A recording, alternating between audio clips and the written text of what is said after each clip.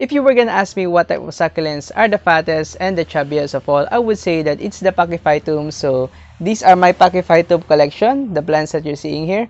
They're kind of related with the Graptopetalums, Echeverias, and Sedums, but I would say that they have the least amount of cultivars, of varieties, and I would also say that they are the slowest ones compared with those other different varieties. So actually, I'm not an expert when it comes to these plants because I've had the hardest time making them grow, keeping them alive.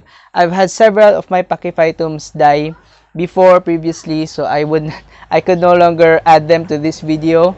But now I'm still managing to study them, and so far I'm having great success with these ones that you're seeing here. And into the future, probably I'll be looking to buy more Pachyphytums as well. So please make sure to hit the subscribe. I will be making a future update on these plants later on. So now let's just go through them one by one. I have about 8 different varieties here. Some are hybrids, and I think 3 of them are pure Pachyphytums. So the first one, I think this is the most common variety that you will find if you're a beginner and if you're looking to buy succulents at local sellers, local shops. So this will be the most common one that you will find. This is the Pachyphytum billbaker. They call this the billbaker. I would say that it kind of resembles the Pachyphytum quicatecanum, but they have some slight differences. The quicatecanum has this fuller rosette, but this one, the billbaker, has kind of a like looser rosette of leaves. So some people call this a Pachyveria hybrid, Pachyphytum hybrid, but I think that it's a pure Pachyphytum. It doesn't have that rosette appearance compared with the Pachyverias. So Pachyphytums usually, I would say they have these really thick leaves that are not formed in a typical rosette fashion. So they're not a rosette type of succulent compared with your other usual varieties, but they grow in a rosette appearance. But usually you wouldn't find them looking like a rose. They look like they're candies that are stacked on top of each other. So you can see here, this is another billbaker that I have that is still establishing, which is why the leaves are not so thick. But the leaves on this one used to be thick when it was still new to me. So actually, I think that this is the same variety, just grown differently. So this one, I've had this for a while, and I'm currently having scale on this one. So this is actually a really problematic plant for me because I've had this in several different types of potting mixes and it wasn't growing, so it stayed small. So I bought a bigger one, which is this one, and I'm still having problems with it. So it's still not growing, the leaves are not getting fat, and I think that it's not drinking up the water. So I think we'll be changing the potting mix on that. I have another Pachyphytum. I believe I forgot to add it to this setup. So this is my Pachyphytum oviferum. So my chubby leaf Pachyphytum. So this is what I would say that plant that looks like a candy. You can see the leaves are so fat, so thick. Yes. And so chubby. So there's a dried one here. Okay, so that's how they look like if they are dried out. So these Pachyphytum oviferum, what they call the usual moonstone. This is a pretty new purchase with me. I think I've had this earlier this year. So early this year, and it hasn't produced a lot of growth. So they're very slow growers, I would say, Pachyphytums, because they have such thick leaves. They need a lot of time before they can produce new growth. So you wouldn't see them producing a lot of leaves very quickly. So they're very slow, and also they're not very compact plants. You would usually find them growing with a stem, so they can grow pretty upright with some stem on them. You can see them. You can see that it has some stem. So it's not a very compact succulent. Now, Pachyphytums in the wild, if you manage to see pictures of them in the wild, they usually grow in these long stems and they have leaves on top. So they look like kind of a lollipop in that appearance. And this one, the oviferum, is I think the chubbiest one of the Pachyphytums that are going around. So this has the thicker leaves. I think that if you manage to stress it out, the leaves can get much more fatter. And if you give it a lot of sun, it will also have this whitish, thick looking farina on it. Now, I would not say that it looks like an Echeveria lawi because it has a difference, and the farina on this one, I noticed, is much more thinner than the lawi, because the Echeveria lawi and the hybrids that we have of Echeveria lawi, even with less sun, they have a lot of farina on them. But this one, I think it will only get more farina if it gets a lot more sun. Now, currently, in the location that I have here, we're not getting a lot of sun. So the leaves on this one is not as white as it should be, or as other people's Pachyphytum oviferum. So there's that. Now there's another thick-leafed succulent that looks like the oviferum, that is the Amethysinum, but that is a Graptopetalum. So that is not called moonstone, that is called the lavender pebbles. So if you're buying these thick-leafed succulents, if you see it called lavender pebbles, if you see it being called like that, it's a Graptopetalum Amethysinum. But if you see their name, it's called moonstone, that is a Pachyphytum. So this one can also be called moonstone. I think it's being called as flat moonstone here in the Philippines. Now the other Pachyphytum I have here, this one is a long time favorite of mine.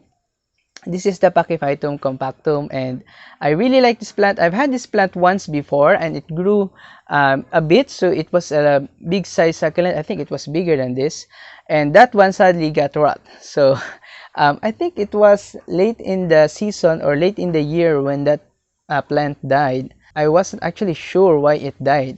It just got rot at the side of its stem, and I think it's because of the bad potting mix that I was still using back then. But right now, currently, this one is actually very actively growing. This is not dormant in any way. So you might notice your Pachyphytums, they get these wrinkles. So on this one, on this particular variety, it gets wrinkles if it needs water. Now this one, I noticed that if the potting mix dries up already, the leaves will just wrinkle right away, right afterwards that the potting mix dries up. So I think that this one is actively growing. But that one, this one, the flatstone, you will not see it producing wrinkles on its leaves. So you will really have to gauge how much you water this plant, because you might overwater it if you water it too early. But then again, the plant will not be noticeable. It won't have any noticeable difference if it's thirsty already. So if it's full, if it's thirsty, it looks the same, because the plant can retain a lot of moisture for a very long time. So it's easy to neglect them. But I wouldn't recommend that, because if you neglect them, then they will get pests and then they will not grow. And I think that the roots they have in their potting mix will desiccate if you don't water them too often. So if you water very rarely, the roots will die and the plant will grow weaker and the plant will grow much more slowly. So this one, I think it's in a better potting mix for it. I've had Alnus compost on this potting mix, and right now currently you can see that. So that is already the root ball. So these succulents, if you manage to establish them, they will produce these balls of roots underneath them. So if you have this stick, let me just show you an example. If you have this like potting mix, so they're kind of loose, right? If you first plant your succulent in it, so the ingredients are separated, they're kind of loose. But if the plant manages to establish itself, it will produce these roots that will cluster on their potting mix, and their potting mix will become kind of a ball. So if you lift your succulent out of their potting mix, they will have this ball of roots underneath them. So that's how you know that your succulent is establishing. So this one, I think that it's already producing that root ball underneath it. So I think that it's pretty much establishing right now. But currently, this one gets very thirsty very quickly, and I've also had problem with this with sunburn or edema probably on the tips of its leaves. So it's not looking so perfect, but if you manage to grow it consistently, you will have these striations on the leaf of this plant, of this compactum. It looks like a jewel. So that's what I really like about this plant. When I actually got this first, I actually thought that the Pachyveria glauca is this one, but they're very different. So this is our Pachyveria glauca. They also have that striation, but that is very different with the compactum. So the leaves on this one is also much more narrow and much more thinner, but that is a hybrid. That is not a pure Pachyphytum. I believe that one is hybrid from a Pachyphytum of a different variety. And this one, I really like this plant because when I started growing succulents, I really wanted to make these succulent arrangements, and I really wanted to get this plant because it looks like something that you will find under the sea, or something that suits like a buried treasure kind of arrangement. So I imagine it growing beside a treasure chest that looks like it's under the sea, and it looks like a gem. So that's what I really wanted to do with this plant. But when I learned more about succulents, I found out that they're not really that good growing in arrangements for a very long time. So I'm now actually not doing any more succulent arrangements. So I'm admiring this one on its own. So that's what I would say on this Pachyphytum compactum. That's really nice. Now the next Pachyphytum, the pure Pachyphytum that I have here. Okay, this is the fourth one, and this is the last pure one. So this is the Pachyphytum machusi, or Pachyphytum baby fingers. Now there's also another fingers named Pachyphytum that is the angel's finger. I don't have that yet. I think that one is the Pachyphytum frevel.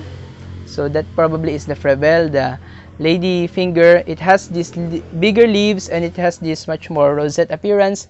But this one, the machusi, has this like sedum like appearance on it. It looks like a spiral of leaves on these tall stems, and the leaves are so fat and so chubby, and they are thick with farina, not like with our usual sedums that don't have farina. So I will show you a comparison of the, well, we have some farina on our sedums, but not like this. So they're kind of different. So isn't that so nice? They look so nice. They're this clustering type of succulents, which are really cute, really adorable. So this one, this jelly bean, I think it's starting to wake up again. It's getting very thirsty recently, so I've been watering it more often. This Pachyphytum one, this new one, because it's planted already in a alnus compost mix. So what I noticed, if they're established already, they will just get thirsty very easily. But if you don't manage to establish them well, and if they get stressed all the time, they will not get thirsty, they will stay thick. But with this one, I think it's already thirsty already. So yeah, you can see the flappiness of the leaves. So yeah, that means that the plant is thirsty already. And with this one, you can see, I will be showing you probably a close-up look on this one. It's already producing stems on it. So it's producing pups already, and I was actually surprised because it's still a new succulent and it's already producing these new pups, which is really amazing for me. I don't see that usually with my Pachyphytums. All the Pachyphytums that I've had before, they were not producing any clumps, they were not branching out, they were just staying as these single solitary plants. So this is actually really exciting. I believe the machusi has this ability that it clumps up, much like with our Graptopetalums that clumps up very easily. So this one is a clumping type of succulent. So I think this one will also clump up soon. But you can see that the difference it has. Graptopetalums usually grow downwards. They can trail. Most of Graptopetalums do that. But Pachyphytums, they stay upright. So you will not see a lot of Pachyphytums growing downwards. So probably they will grow upright and they will grow taller. But that's when they reach their limit, that's just the amount of height that they will grow. They will no longer grow taller than that, and they will not hang down. So they're really upright growers, these ones. So I really like this one, the Pachyphytum machusi. This was actually given as a freebie to me because the sellers said that they still don't have big sizes of those, but for me it's already a big size. It's already really nice. There's more than one plant on there. Really amazing. And now we're gonna go with the hybrids. So the Pachyveria glauca, this is one of the earliest Pachyphytum hybrids that I've had. This used to be in a bigger size. This is already shrunken down a bit because of the lack of care that I've been giving it. Actually, what I tend to realize when it comes to caring for Pachyphytums, I tend to neglect them a lot more, which I wouldn't recommend because I'm actually very careful not to overwater them. But because I neglect them too much, they get these pests and they get mealybugs and they get scale. Because they don't get water very often, the plant becomes weak. So I would not recommend that you neglect this too much. If the potting mix is there already, don't wait until the leaves get flappy, because the leaves won't get flappy. It's always firm on these plants. So don't wait for it to become flappy. Just water it right away, or not right away. Probably leave it dry for about 2 or 3 days. And then once you know that it's already thoroughly dry, you just water it back again. Now also, I would recommend when it comes to growing Pachyphytums like these ones, don't put them in very hot areas, because if you give them too much sun, they can get burned, and because they grow slowly, they will not be replacing those burnt leaves. They will just stay burnt for a little while. So I would not really recommend that you burn your Pachyphytums, which is why I would say that these plants, they're the ones that are really good for those who are already experienced with their succulents, because Pachyphytums need highlight, but they don't need heat. They don't like to be in a very hot situation. Pachyphytums are ones that are very sensitive when it comes to their temperatures, because Echeveria sedums, they can grow pretty much consistently, especially Graptopetalums, they grow consistently. But Pachyphytums, I believe, they get dormant very easily. If they get stressed, if they get too much heat, they will just go dormant. They won't grow a lot. So I would really recommend that you give them a lot of stress. Just be patient and don't give them a lot of sun, or don't give them a lot of heat, but still give them a lot of sun. Okay, the next one I have here, this is a newer one. This is a Pachyveria Frontignan. So you can see here the leaves it has. It has this rosette appearance up top, but it also grows in a stalk. It grows in a pretty tall stem, and it kind of shows its stem right now. So it's not a very compact succulent. So I find that this one, when I first planted it, it was already stretching. So it kind of stretches very easily because of the thick leaves it has. It has energy to etiolate very quickly. So if you don't have the right amount of sunlight with the right amount of protection, you will see your Pachyphytums just growing tall.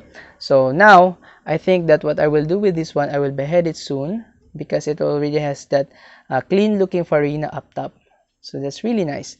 And now the undergrowth of it is kind of thirsty. Okay, you can see there it's kind of wrinkled, so that's how you know that the plant needs water. So the potting mix on this one is already dry also. Okay, now I would say Pachyphytums do this, they get thirsty very quickly if they're currently in autumn or winter season, because they're winter growers, they're not summer growers. They go very dormant during the hottest parts of the year, and then they will grow much more quicker during the winter time, or when the days are shorter, when the temperatures are much more colder. So that's what these Pachyphytums like. The next one that I want to show you is this Pachyphytum. Oh no, not Pachyphytum, Graptophytum.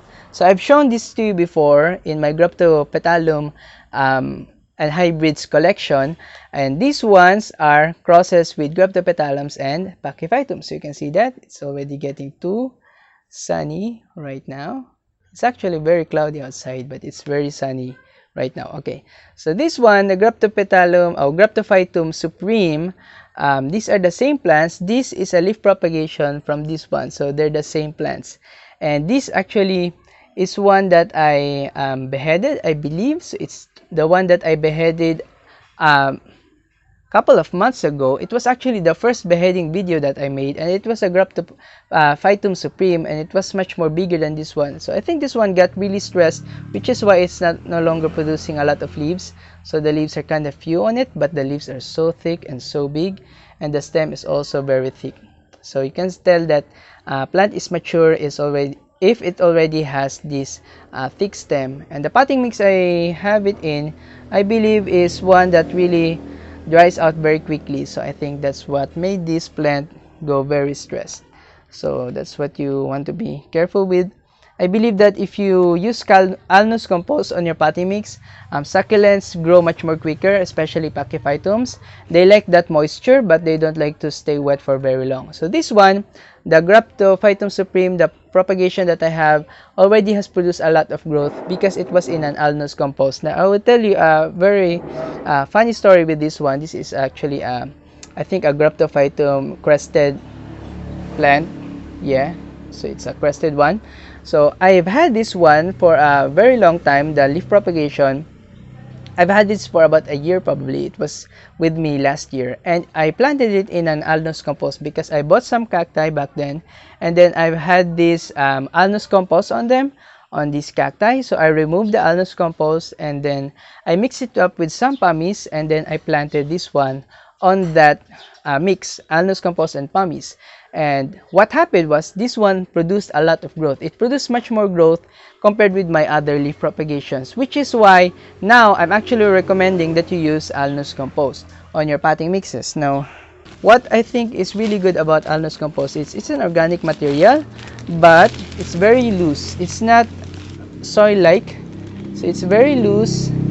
It has this really loose characteristic because there are pieces of bark and pieces of leaves that have composted. So that's what the alnus compost is like. So it adds drainage to the potting mix, but still, because it's organic, it can also absorb water. So that's what succulents actually need. They need to be watered, but they don't like to stay stay wet for very long, and they don't like this compacting really thick soil. So the alnus compost, I find that really good with growing this type of succulents, especially with Pachyphytums. Now another new one that I have here, which is not looking so great. I think it's still rooting up. This is a very slow grower for me. This is my Pachyphytum Ganshu. Now, I've shown this in my colorful succulent video, and I think that it hasn't produced a lot of growth since. But now I'm seeing some new growth on the tips, but it's growing very slowly. Yeah, and the leaves are very wrinkled on this one, so I think that it's not really rooting up very well. Yeah, but I'm currently consistently watering it. It's already in a wet potting mix right now, so it's newly watered. So I'm hoping that it will just root up and it will just continue growing. Now this one, the Pachyphytum ganshu, is a hybrid with Pachyphytum of some type and a Sedum craiggii. Now I have my Sedum craiggii right here. Sedum craiggii, I would say, is one of the slower growing sedums that I have around here. Sedums, usually you would know them as being vigorous growers. They grow a lot very quickly, but the Sedum craiggii is a much more slower growing type. So I think the Pachyphytum ganshu takes that characteristic. It grows much more slowly. So I would really not recommend that you try this one if you are a beginner. But the Pachyphytum ganshu, what I like about it, it has this pinkish appearance on its new growth, and as the leaves grow older, they become much more greenish in color. So I think that it's a really nice plant. You don't need to stress it a lot to see this pinkish appearance on it. It looks like a pink banana type of succulent. Okay, so we have this the last Pachyphytum hybrid that I have here. This is my Pachyveria scheideckeri Albocarinata. So I used to think that this was a topsy-turvy hybrid, that this was probably an Pachyveria exotic of some type because it has these upturned leaves, but now I realize that this is a Pachyveria hybrid. The Pachyveria scheideckeri Albocarinata, I think, if that's the correct name for it.